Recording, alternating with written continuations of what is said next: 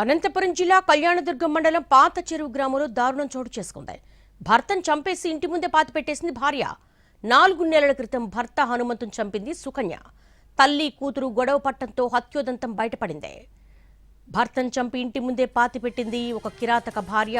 4 నెలల క్రితం హనుమంతును చంపేసి ఇంటి ఆవరణలోనే పాతిపెట్టింది. తల్లి కూతురు గొడవ పట్టంతో ఈ హత్యోదంతం బయటకొచ్చింది. రూరల్ పోలీస్ స్టేషన్లో భార్య సుకన్య లొంగిపోయింది.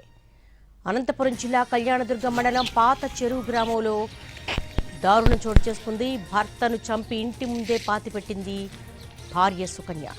4 నెలల క్రితం ఈ హత్య జరిగింది. అయితే ఇటీవలే తల్లి కూతురు గొడవ పట్టడంతో ఈ హత్యోదంతం వెలుగులోకి వచ్చింది.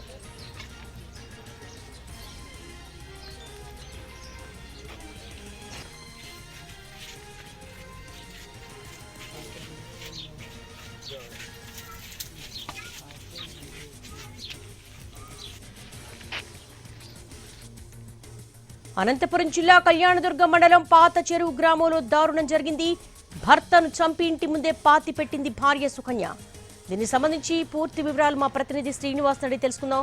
శ్రీనివాస్, అసలు ఏం జరిగింది, ఎందుకు చంపాల్సి వచ్చింది, ఈ విషయం ఎప్పుడు బయటపడింది? కళ్యాణదుర్గం మండలం పాత చెరువులో దారుణం చోటు చేసుకుంది. భర్తను చంపి భార్య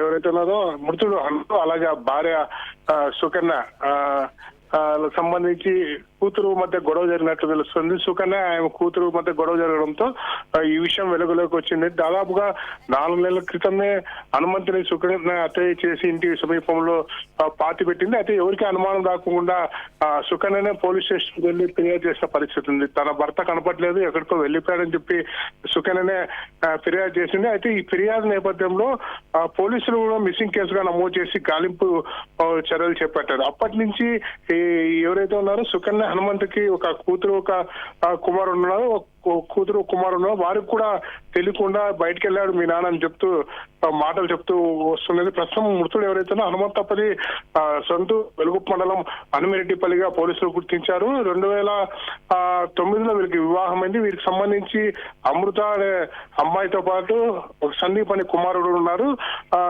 నిన్న రాత్రి కూతురు అలాగే అమృతను సుకన్య మధ్య గొడవ జరగడం, నిన్ను కూడా చంపేస్తా అని చెప్పి సుకన్య బెదిరించడంతో ఈ విషయం అమృత బయట చెప్పినట్లు తెలుస్తుంది. ప్రస్తుతం అయితే సుకన్య విచారిస్తున్నారు దేవి.